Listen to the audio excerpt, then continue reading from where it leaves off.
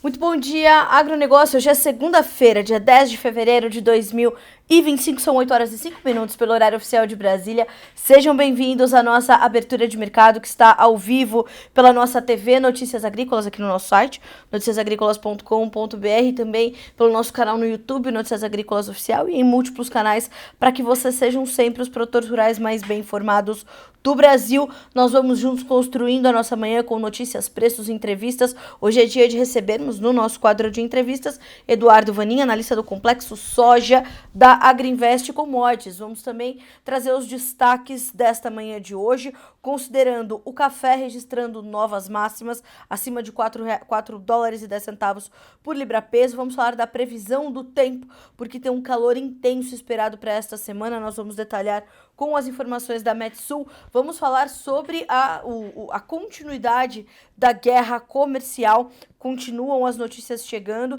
e as tarifas da China sobre os produtos americanos começam a entrar em vigor.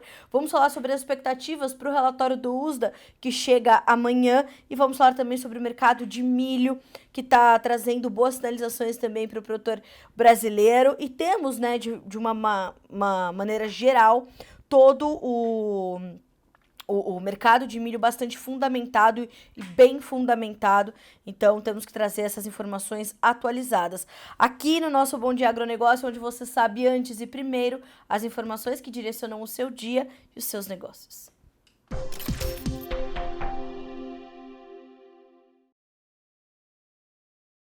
Antes de mais nada, vamos às bolsas internacionais, porque por lá os mercados já estão operando. Então, até que a gente comece, inclusive, a checar os preços, vá deixando a sua participação aqui no nosso chat. Diga para nós de onde você nos acompanha, nos ouve, nos assiste. É importante para que nós saibamos, né, aonde vão alcançando as nossas informações aqui do nosso Notícias Agrícolas, aqui do nosso Bom Dia Agronegócio. Enfim, deixa aqui a sua participação. Na Bolsa de Chicago, nós temos baixas para os grãos, mas o mercado caminhando bem lateralizado neste início de semana, nesta segunda-feira. Soja na Bolsa de Chicago, 10 dólares e 48 cents por bushel, tem 0,04% de queda. O milho, 4 dólares e 86, 0,2% de baixa. O trigo, 5 dólares e 78 cents por bushel, 0,6% de baixa também.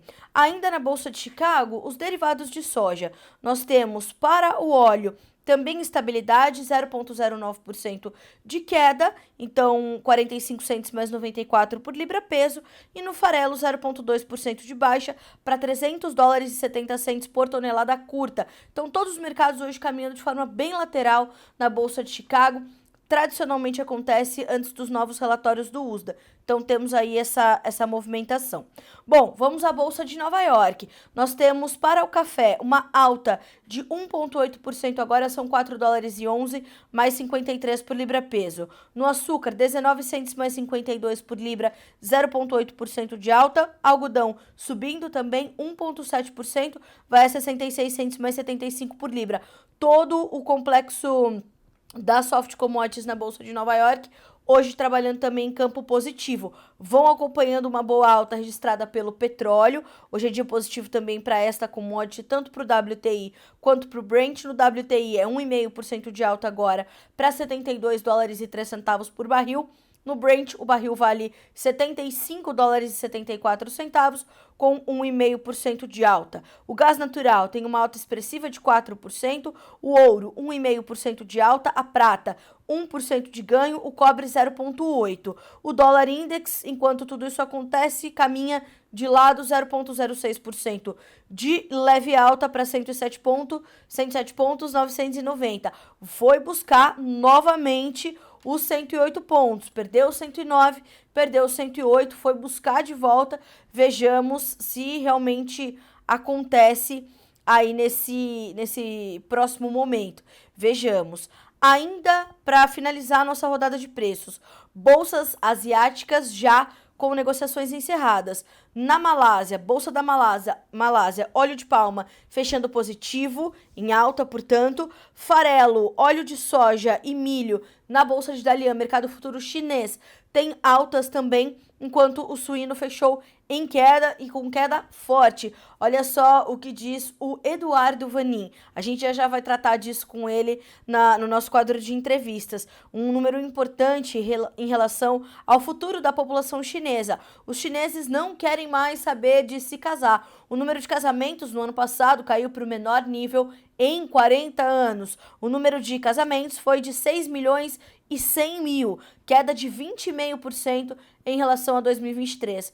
Em 2023, o número de casamentos cresceu 800 mil no ano do dragão. Todos querem o dragão baby. Eduardo Vanin. O número de divórcios cresceu 1% em 2024 para 2,8 milhões. Então, veja você, o que nós temos que entender dessas informações. É a população chinesa quase que ali se estagnando. O quanto disso é preocupante para o mercado ou não, vamos ter que entender, vamos ter que monitorar. Mas todo tipo de informação que diz respeito, né, efetivo à China, ela tem ali uma situação importante. E tem aqui uma informação legal também, um comentário legal do Rufer Filho. Bom dia de Toledo, no Paraná. E hoje, essa semana, começa o Show Rural Copavel. Que Deus abençoe a feira e que seja mais um ano de impacto para o agronegócio. É isso mesmo, Rufer. Realmente, a nossa equipe já está em Cascavel, no Paraná, para fazer a cobertura exclusiva que você acompanha aqui ao longo da nossa programação da TV Notícias Agrícolas. Informações chegando a todo momento da nossa repórter Letícia Guimarães, que já está lá com a nossa repórter cinematográfica, Patrícia Domingos. Juntas vão trazer essas informações. Aliás, essa é uma semana de coberturas exclusivas aqui no Notícias Agrícolas. Temos o Show Rural Copavel, a maior feira de agronegócio da América Latina. Temos, então, né, essas informações chegando em tempo real para você a todo momento, e também a cobertura do 9º Crop Show da 300, que acontece em Santa Bárbara do Sul a partir de amanhã. Também está lá a nossa equipe, vão te trazendo informações também bastante pertinentes sobre o agronegócio brasileiro. Uma semana cheia de notícias importantes para você que nos acompanha aqui no Notícias Agrícolas. Aliás, vamos começar checando essas manchetes com as nossas notícias da manhã.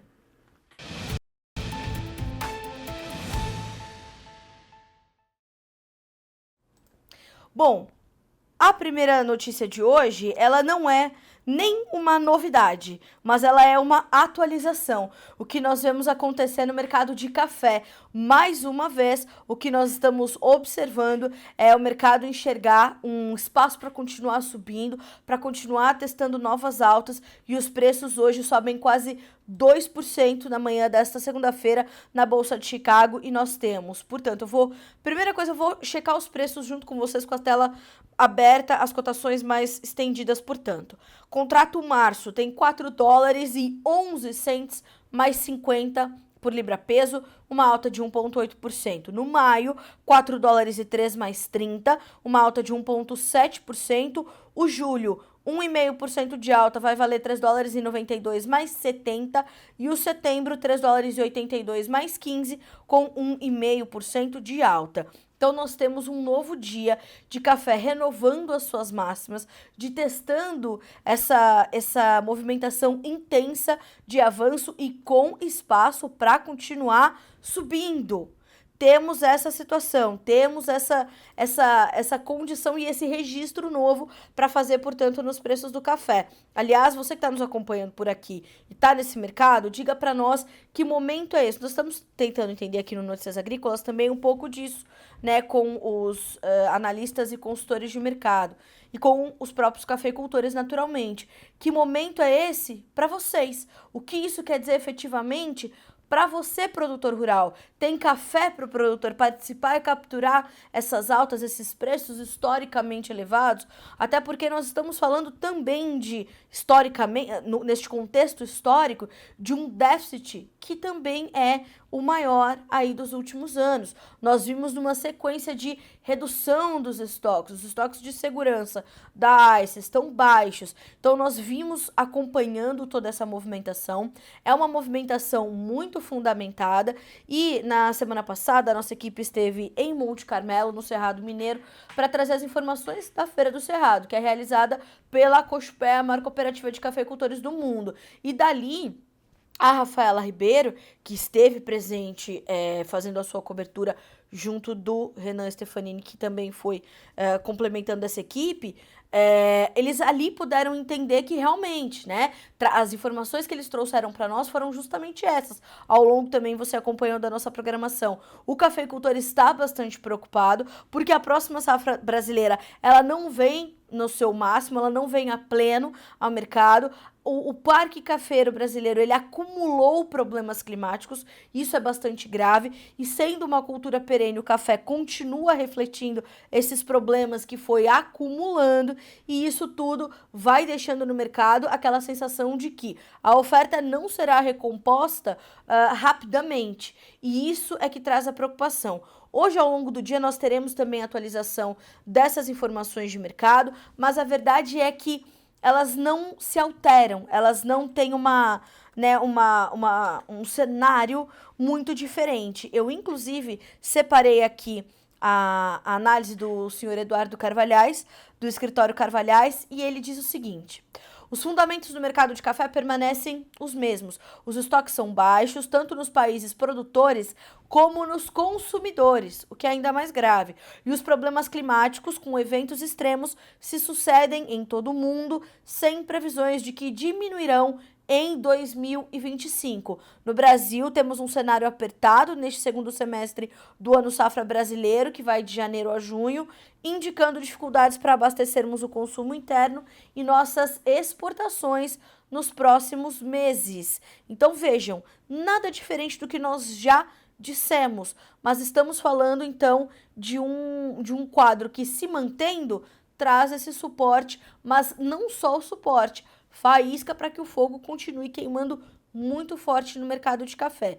Temos que olhar para isso ainda, para a condição climática aqui no Brasil, para a condição climática nos demais estados, nos demais países produtores. Já é sabido que, por exemplo, a Colômbia pode ter uma safra maior, mas insuficiente para recompor a oferta ou para compensar as perdas que se observam no Brasil. Nós temos outros países ali que vão compor também a oferta global do Arábica, também sem trazer muita compensação. Já do lado do Robusta, fora a Conab, que apontou uma safra bem menor esse ano, né, do que a última.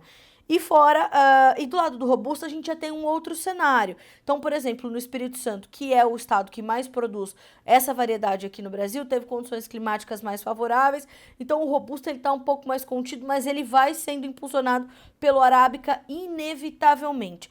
Então, tudo isso continua na conta. Você que está nos acompanhando já sabe dessas informações, mas vale o registro, novas máximas históricas, portanto, sendo registradas para o café neste momento. Você que tem café ou está projetando a comercialização das safras que vem, é preciso colocar tudo isso na conta e ter estratégia, comercialização consciente para passar por esse momento.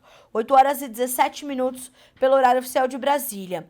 Vamos falar de clima, vamos falar de tempo, porque vimos falando sobre isso. Isso não vale só para o café, vale para toda e qualquer commodity agrícola, para qualquer cultura que esteja no campo, é importante acompanharmos.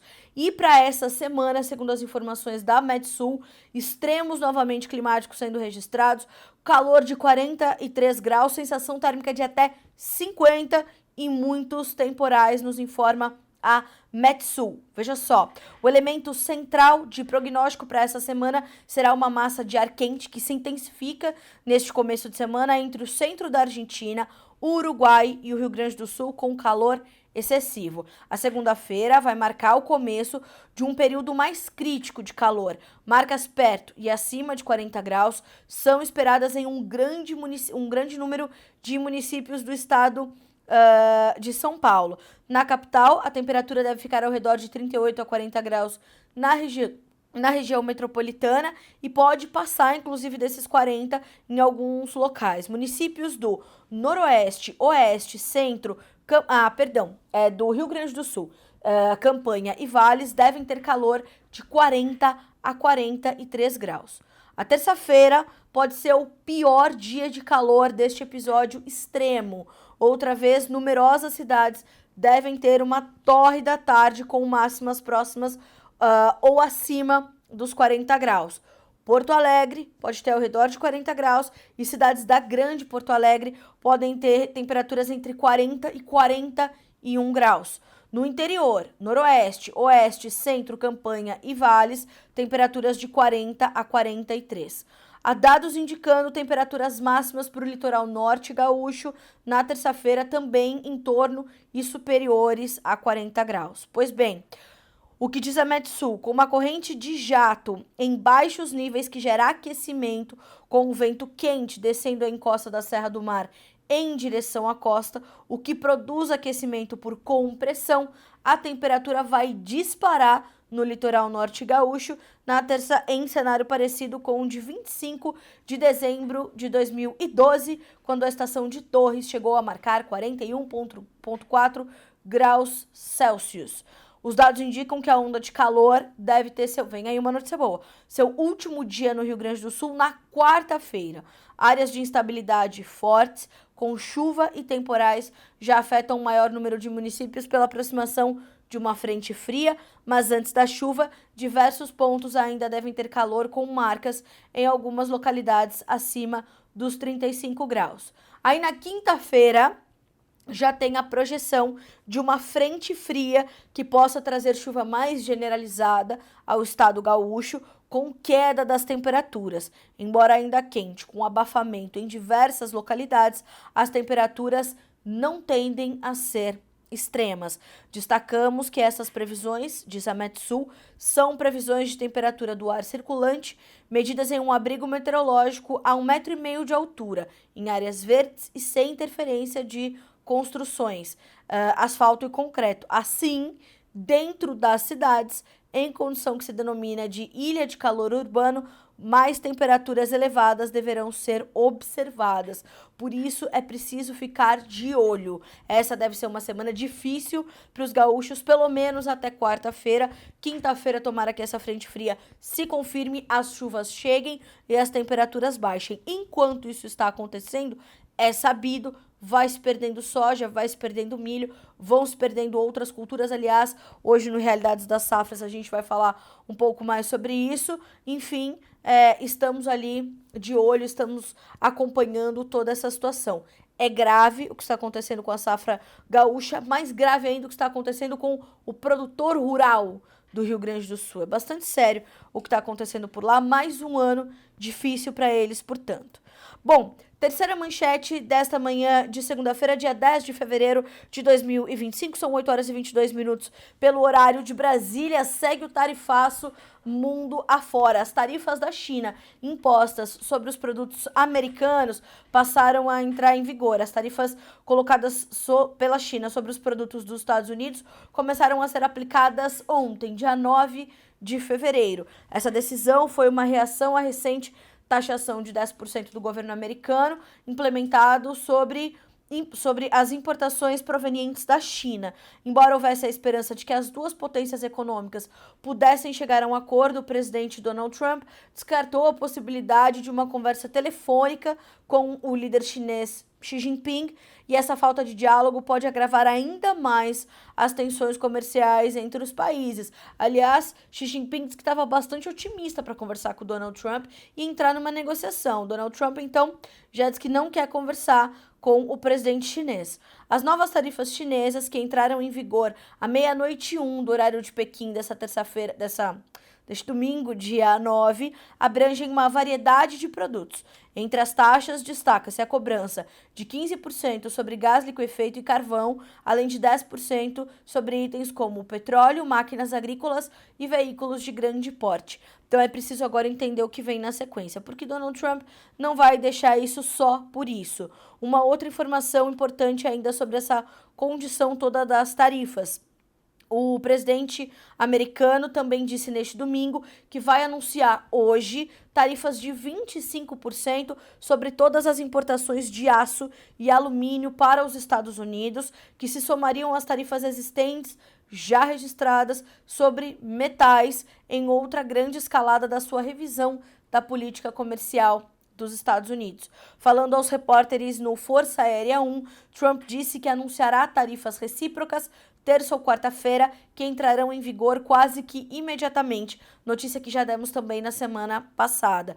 Ele disse ainda que os Estados Unidos igualarão as taxas cobradas por outros países e que isso se aplicará a todos. De forma muito simples, se eles nos cobrarem, nós os cobraremos, disse Trump sobre o plano de tarifas recíprocas. Durante o seu primeiro mandato, Trump impôs tarifas de 25% sobre o aço e 10% sobre o alumínio, mas depois concedeu a vários parceiros comerciais cotas isentas de impostos, incluindo o Canadá, o México e o próprio Brasil. O ex-presidente Joe Biden estendeu essas cotas para o Reino Unido, para o Japão e para a União Europeia, e a utilização da capacidade das usinas siderúrgicas dos Estados Unidos tem caído nos últimos anos.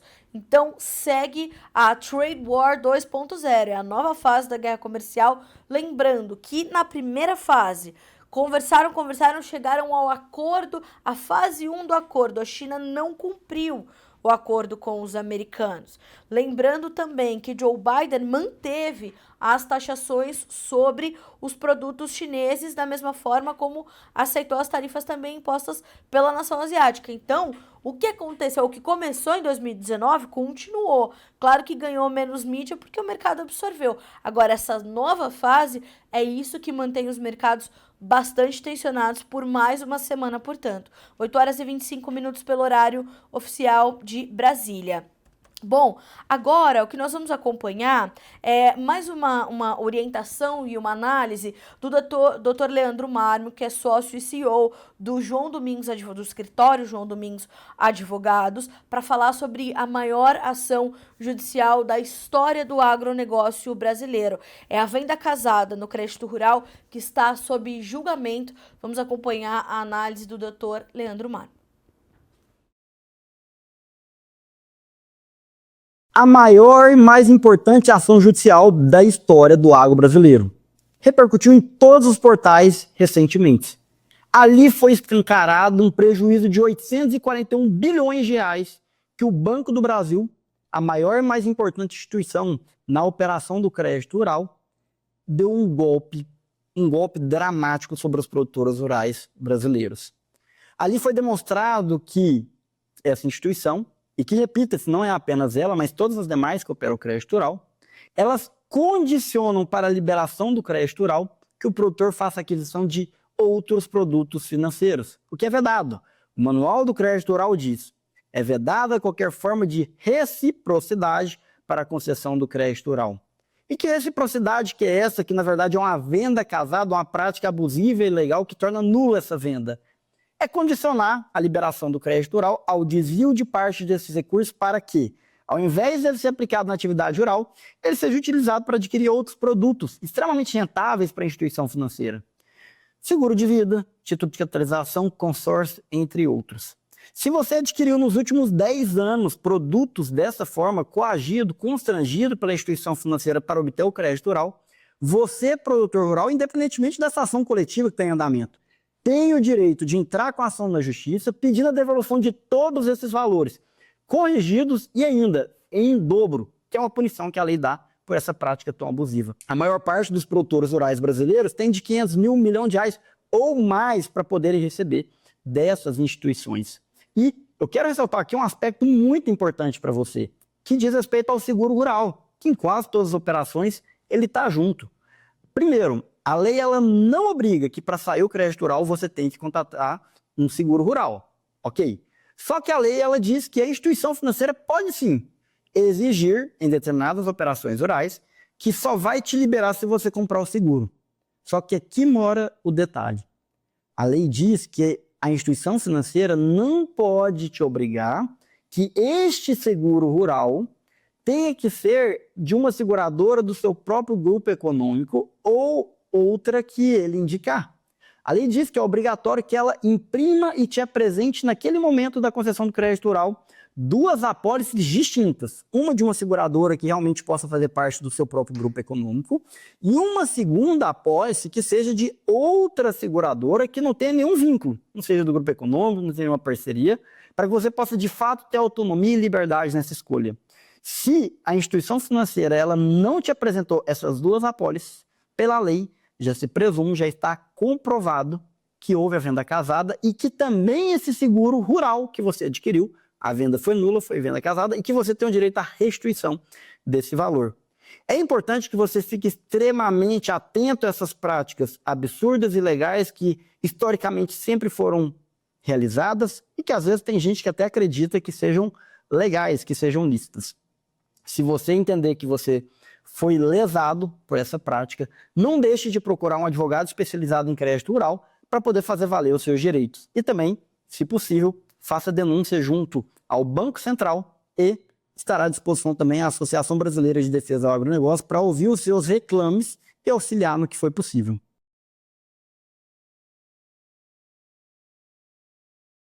Essa é uma ação histórica, precisa ser acompanhada de perto, e como o doutor Leandro falou, se você se sente encaixado nesse cenário, busque orientação. Nós recebemos aqui no Bom Dia Agronegócio o doutor Rafael, o Rafael que é presidente, na verdade, da ABD Agro, Associação Brasileira em Defesa do Agronegócio, que ele explicou em detalhes toda essa situação dessa ação junto do doutor Leandro, que agora traz essa análise complementar. Então é muito importante que você esteja ciente do que está havendo e, como eu falei, essa é uma ação histórica e precisa ser bastante considerada. 8 horas e 30 minutos pelo horário oficial de Brasília. Já já nós vamos receber Eduardo Vanin, analista de mercado da Agrinvest, conosco aqui. Antes disso, vamos para a nossa quarta manchete dessa segunda-feira, só para a gente passar rapidamente pelas expectativas para o relatório do USDA, para a gente tratar com o Eduardo Vanin no nosso quadro de entrevistas. Uma das expectativas do mercado é a sinalização de um novo corte nos estoques finais de grãos dos Estados Unidos.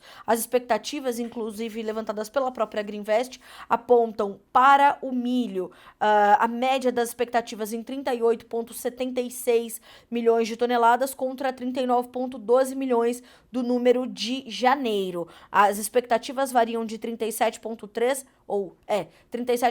a 40,4 milhões de toneladas. Quando olhamos para a soja, o número pode vir em 10,2 milhões contra 10,3 milhões do número de janeiro. Expectativas variando de 9,3 a 11,02 milhões de toneladas. Pode surpreender e vir até um pouquinho mais profundo esse corte?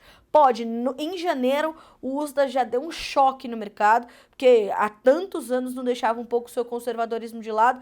Em janeiro, mostrou a que veio. Fazia tempo que não acontecia. Para os estoques finais globais de grãos, para a soja, nós devemos ver uma redução de 128,4 para 127 milhões de toneladas, na média das expectativas do mercado. Então, também uma redução. E para os estoques globais de milho, uma baixa de pouco ou de quase 1 milhão de toneladas, de 293,3 milhões para 292 milhões e meio de toneladas. Esses números eu vou detalhar todos eles e colocar na matéria que a gente já está produzindo aqui no Notícias Agrícolas para vocês acompanharem o entendimento dessas expectativas também ao longo do dia, antes que o relatório chegue amanhã às 14 horas e você esteja com esses números na mão para confrontar o que trouxe o boletim. Para as safras sul-americanas de soja e milho, Brasil e Argentina, também são esperadas mudanças. Então, nós estamos falando de um corte que pode ser de 1,5 milhão de toneladas para a soja da Argentina, passando de 52 no número de janeiro do próprio USDA para 50,5 milhões de toneladas. Lembrando que as bolsas de Rosário e de Buenos Aires já apontam para um número menor do que 50 milhões de toneladas. E para a soja do Brasil, se espera um pequeno aumento. Loucura, mas né, é o que a expectativa mostra, de 169 para 169,6 milhões de toneladas. Será que vem esse aumento? Na semana passada, algumas consultorias privadas também elevaram as suas expectativas. Para o milho, nós estamos falando de uma safra na Argentina que pode sair de 51 para 49,5 milhões de toneladas e no Brasil de 127 para 126,7 milhões de toneladas na média das expectativas do mercado. Os novos números do USDA serão reportados amanhã às 14 horas, horário de Brasília. Você acompanha em primeira mão por aqui também. Bom, são 8 horas e 33 minutos e para concluir as nossas manchetes de hoje, quero destacar uma informação que chegou por parte do CPEA nesta segunda-feira sobre o mercado de milho, com o indicador fechando acima de R$ 76 por saca, o que não era observado desde abril de 2023. Segundo o Centro de Pesquisas, as preocupações relacionadas a atrasos da colheita da safra de verão e da semeadura da segunda temporada, sobretudo no centro-oeste do Brasil, tem mantido parte dos vendedores afastada dos negócios no mercado spot à espera de novas valorizações. Além disso, conforme explicaram também os pesquisadores do CPEA, os agentes indicam que a prioridade vem sendo a colheita e a entrega dos lotes de soja, o que tem deixado as vendas de milho em segundo plano e os fretes encarecidos. Do lado da demanda, consumidores se mostram interessados em adquirir novos lotes, mas encontram dificuldades diante dos preços maiores pedidos por vendedores, ainda segundo informou o CPEA nesta segunda-feira. Então, na última semana, o indicador Exalc BMF Bovespa, base Campinas, São Paulo, voltou a fechar acima dos R$ 76 por saca, primeira vez observada desde abril de 2023. 8 horas e 35 minutos pelo horário oficial de Brasília. Nós vamos agora... nós já temos o Eduardo Vanin conosco, certo? Então nós vamos agora ao nosso quadro de entrevistas aqui no Bom Dia Agronegócio.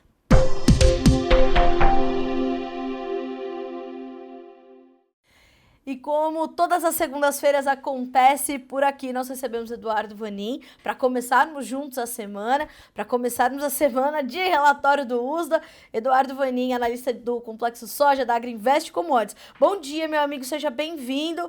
Essa semana promete, aí é tarifa, é relatório do USDA, é Xi Jinping, é Donald Trump. Bom dia para você. Boa semana. Bom dia, Carla. Boa semana a todos. Tomei um susto aqui, tava no mudo e pá! Mas é isso aí. Essa semana, bastante coisa. Agora, Vanin, como é que tá a sua expectativa? Vamos começar pelo relatório, porque é quase que o mais fácil, diante de tudo que a gente tem para olhar, é quase que o mais fácil, eu diria, ou o menos difícil. Como é que estão suas expectativas? Estava aqui dividindo com a nossa audiência as expectativas levantadas pela Agrinvest. O que mais te chama a atenção? O que você mais está esperando para esse relatório de amanhã? Bom, duas coisas. América do Sul, revisões do USDA, para Argentina principalmente, milho e soja para menos. Mas o USDA geralmente não é muito agressivo, não deve vir grande coisa, 1 milhão de toneladas a menos, alguma coisa parecida.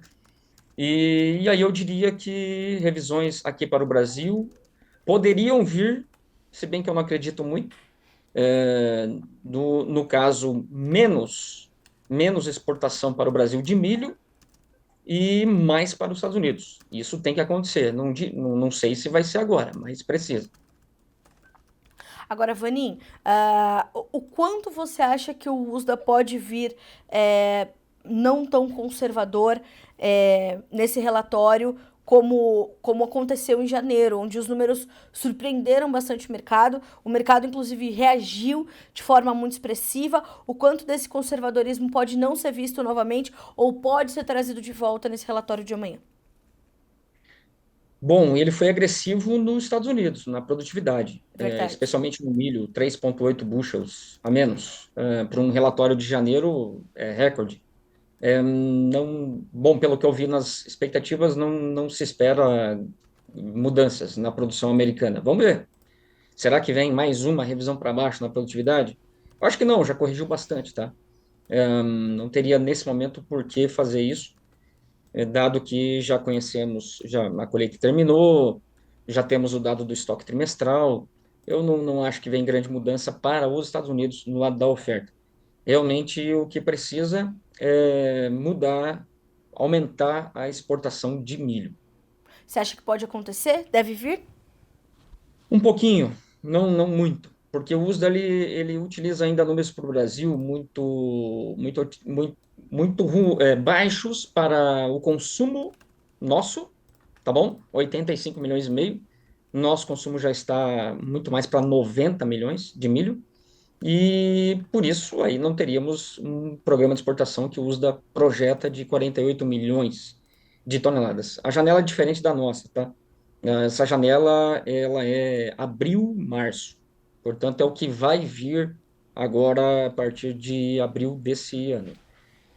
48 milhões precisaria ser muito agressivo, uma grande temporada, barata, como nós vimos, por exemplo, em 2023, quando o Brasil produziu quase 110 milhões de toneladas de safrinha, não tinha espaço e barato, o Brasil dominando o ano inteiro as exportações, não temos esse cenário. Vanin, e como é que você está esperando os números para safras da América do Sul? Ali nas expectativas tem uma sinalização de um leve aumento na safra brasileira de soja. Faz sentido para ti esse ligeiro aumentinho ou não Olha, devemos... vamos lá, estado por estado. O que tem, eu não escutei ainda a produtividade no Mato Grosso e no Goiás também, abaixo de 70 sacas por hectare. Não escutei Certo, ainda. Então, realmente, podemos ter um Mato Grosso perto de 49 a 50 milhões de toneladas. certo. Goiás também lá para cima, perto de 19 milhões. Aí nós vamos ter a mesma situação. A gente pode por tabela, Maranhão, Piauí, Bahia, Tocantins, Rondônia, tudo muito bem.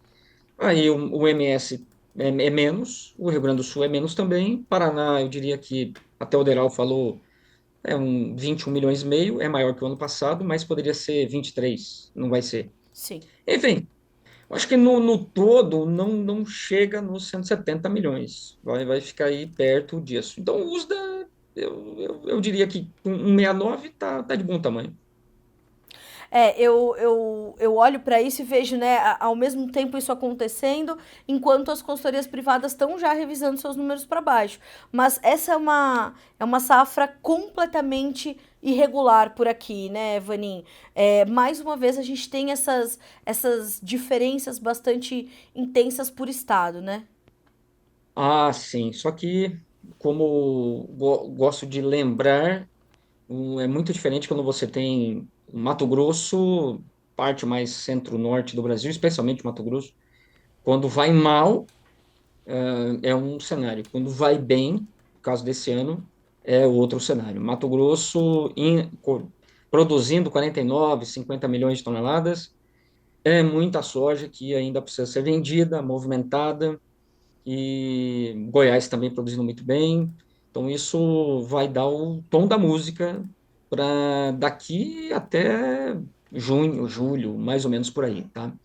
Mas realmente é o que você está falando. Temos uma variação, uma variabilidade de novo acentuada com o Mato Grosso do Sul e o Rio Grande do Sul puxando para baixo.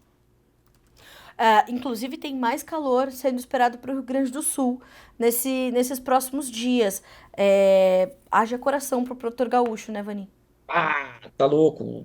Se eu tava lembrando semana passada dos últimos cinco anos, somente dois ou um foi bom. O resto, mais ou menos, para muito mal. Então, realmente, o Rio Grande do Sul tem sofrido demais, né? Barbaridade. Pelo Como amor eles de falam, Deus. barbaridade. Não é pouco, né? É Não é barbaridade pouco mesmo. Agora, Vanin, mesmo.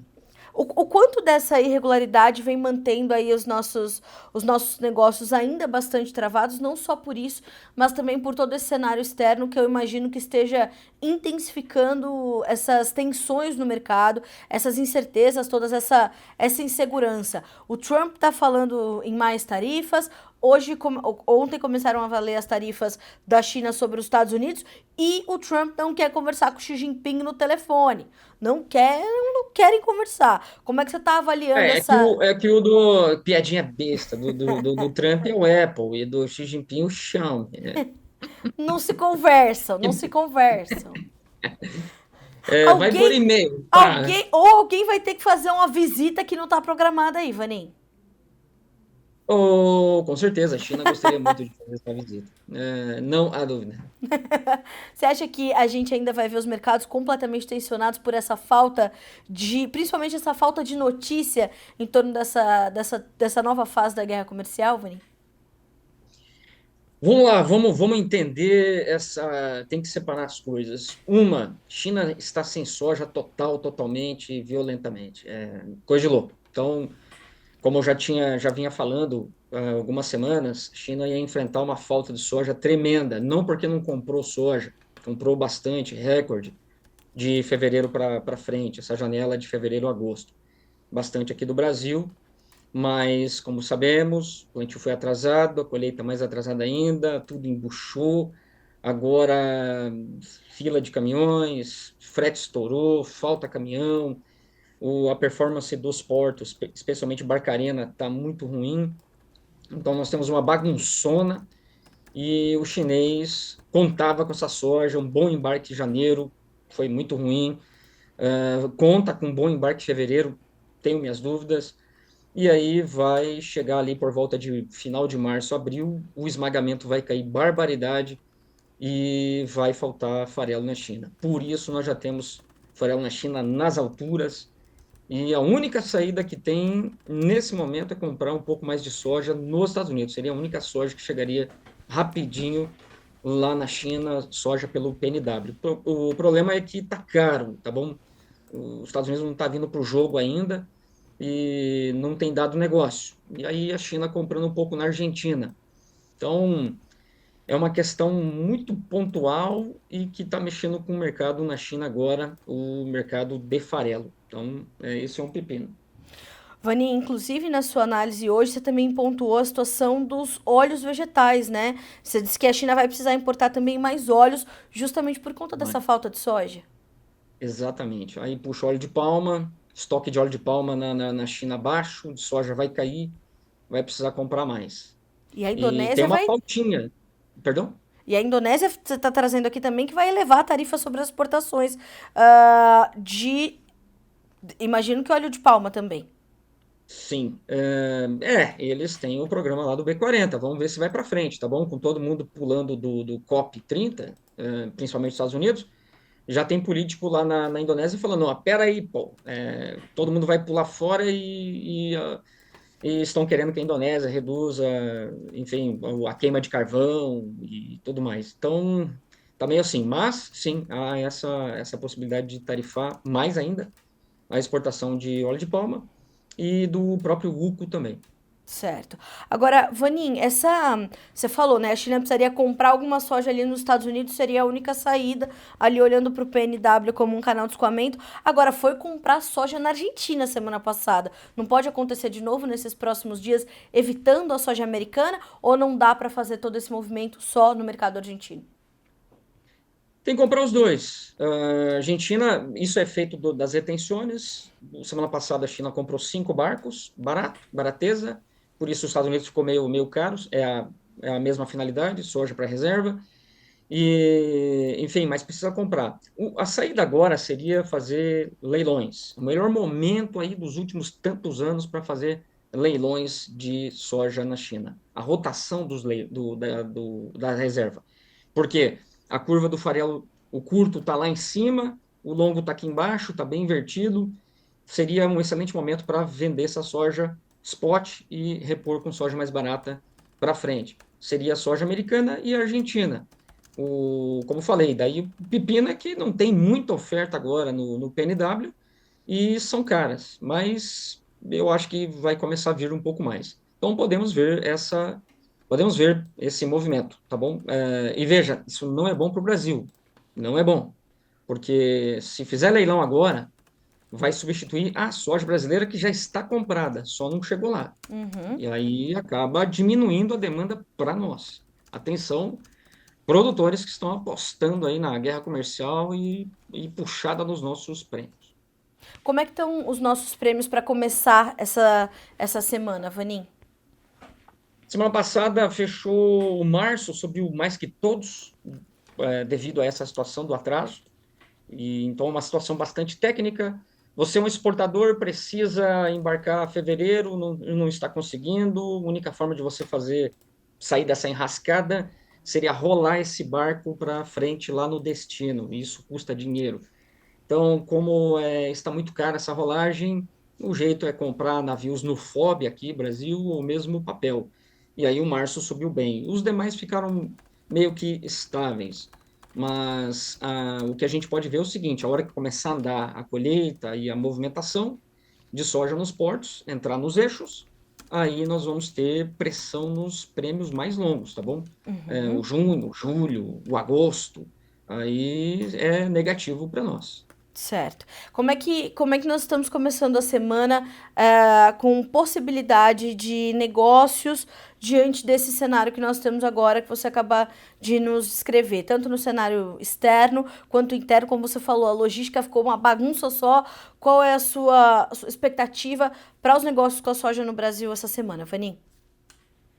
Soja spotão, spotaço, vale bastante dinheiro. Por exemplo, semana passada, Rio Verde, saíram negócios a 118,50 fevereiro, agora, para agora, essa semana. E para junho, 120. Então veja a pequena diferença. Essa soja junho, ela estava sendo bastante penalizada. Se você pegar a curva lá no FOB Paranaguá, essa soja junho deveria valer pelo menos uns R$ 125. Então, o que acontece é que o que o mercado está precificando é fretes mais caros, que já subiram, e uma pressão de venda que ainda vai continuar, e vamos ter ali talvez uma China também comprando menos, não para junho, mas para julho, agosto, setembro, provavelmente menos. Bom, vamos ficar de olho. Eduardo Vanin, temos aí uma semana cheia pela frente, certamente estaremos juntos. Tenho certeza que você quer fazer um convite para amanhã, para quem está nos acompanhando aqui. Pagodinho, amigos. Amanhã Eu live, sei, eu conheço essa agenda, Eduardo Vanin. live do USDA, 2 da tarde, 5 para as 2, lá no Instagram da Agriinvest. Então, o Kinder USDA, tá bom? Sempre uma surpresinha. O Kinder USDA, o produtor não pode reclamar, hein? O Kinder USDA do janeiro foi surpresa boa, Foi. né? Não foi um ovo estragado, Era foi um aqueles ovinho. brinquedinhos que a Mas gente queria ter, né, Eduardo Vanin? Que tava é isso colecionando. Não mesmo. aqueles bobo que, né, tipo, não queria nada daquilo. Entendi. Aqueles que não falavam, e aí, o que que faz com isso? Então, um brinquedinho legal foi em janeiro. Vamos ver agora em fevereiro. Eu acho que vai ser meio xoxo o negócio. A gente vai acompanhar segunda que vem. Vamos ver o que a gente vai falar desse Kinder Usda. Eu tenho ainda 2 minutinhos? Tem. Ou já acabou? Eu vou Hum? te dar esse boi. Então tá. Só atenção a essa que você comentou ali da guerra comercial, e aí tem essas novas tarifas. Chicago precificou como negativo essas tarifas recíprocas, porque Japão e Coreia do Sul, por exemplo, a União Europeia são grandes compradores de milho, farelo e carnes dos Estados Unidos. Sim. Recebendo essa pressão, como o Canadá e o México receberam também, pode ser que, por exemplo, um Japão, que é grandíssimo comprador de milho dos Estados Unidos, venha até prometer comprar mais. Então, veja, Chicago precificou como negativo, não sei não, especialmente para o milho. Esse milho, Chicago, na minha opinião, caiu de besta. Bom, é ótima orientação, ou ótimo alerta. Vamos acompanhar essa situação ao longo dessa semana, saber o que vem por aí, né? E principalmente os impactos disso para o mercado. Obrigada, Vanin. Certo? Um abraço a todos e até amanhã. Ótima semana para você, meu amigo. Até amanhã a gente continua a se falar. Obrigada, até mais. Obrigado. Tchau, tchau. Tchau, tchau. Até segunda-feira. Obrigada. Bom, e até amanhã para quem vai acompanhar. Senhoras e senhores, são 8h52 pelo horário de Brasília. Rodrigo Ferreira diz assim, ó. Bom dia, de Nova Veneza, Goiás. Cadê o seu Carlito para falar da bagunça da arroba em Goiás e São Paulo? Rodrigo, nossa produtora André Simão tá de olho aqui em todos os comentários. Vou pedir para ela colocar o seu Carlito na nossa programação e entender o que tá acontecendo nessa bagunça aí que foi feita no mercado do boi gordo. A gente vai concluindo por aqui a nossa edição dessa segunda-feira do Bom Dia Agronegócio. Já eu te vejo no Realidades das Safras, que vem na sequência aqui na nossa programação da TV Notícias Agrícolas. Uma boa semana para você, que tá só começando. A gente se vê já. Até amanhã.